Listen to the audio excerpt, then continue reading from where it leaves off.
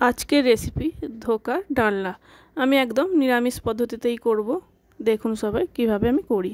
তো আমি এখানে এক প্যাকেট ধোকা নিয়ে নিয়েছিলাম। ধোকাটা একটা বাটির মধ্যে ঢেলে নিয়েছি, এক পরিমাণ মতো লবণ আর 1 চামচ চিনি, আর এখানে আমি 2 কাপের মতো জল দিয়ে এটাকে গুলে আমি 10 মিনিট রেখে দেব।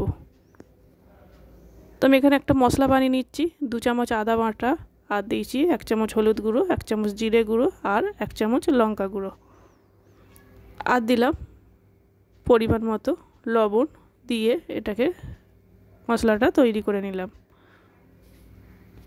এখানে আমি কড়া বসিয়ে দিয়েছি। কড়াটা গরম হয়ে গেলে একটু সাদা তেল দিয়ে দিয়েছি।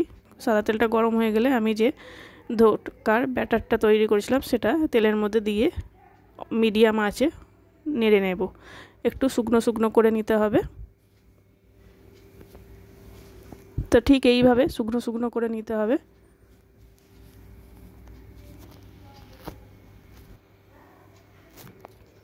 এদিকে আমি একটা থালা নিয়েছি। থালার মধ্যে একটু সাদা তেল নিয়ে থালাটাতে ভালো করে মাখিয়ে নেব।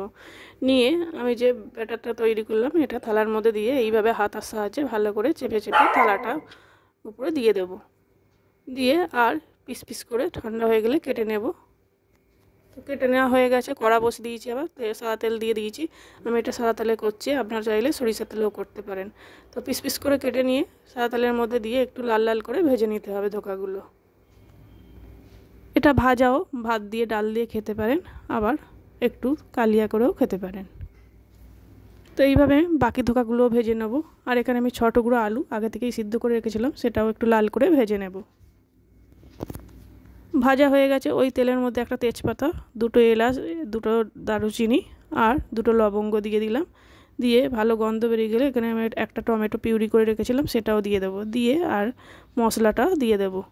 দিয়ে সামান্য একটু চিনি দেব, কারণ ধোকার ডালনাতে এটা নিরামিষ, একটু মিষ্টি মিষ্টি হলে ভালো লাগবে।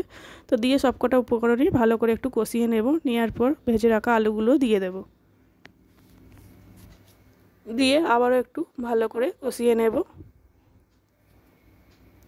আমার কষানো হয়ে গেছে। এখানে আমি এক বাটি, বড় বাটির 1 বাটির মতো জল দিয়ে দেব। দিয়ে একটু ফুটতে দেব। ফুটতে 2 মিনিট ফোটার পর ভাজা ধোকাগুলো দিয়ে দেব। দিয়ে একটু ভালো করে নেড়ে চেড়ে দেবো। এটা একটু ঝোল ঝোল রাখতে হবে, না হলে পরে এই ধোকাগুলো টেনে নেবে। ঠিক আমি এইভাবে রেখেছি। চ্যানেলটা ভালো লাগলে সাবস্ক্রাইব করার অনুরোধ রইল, পাশে থাকবেন। দেখুন কত সুন্দর হয়েছে। আর নামানোর আগে আমি 2 চামচ ঘি দিয়ে দেব।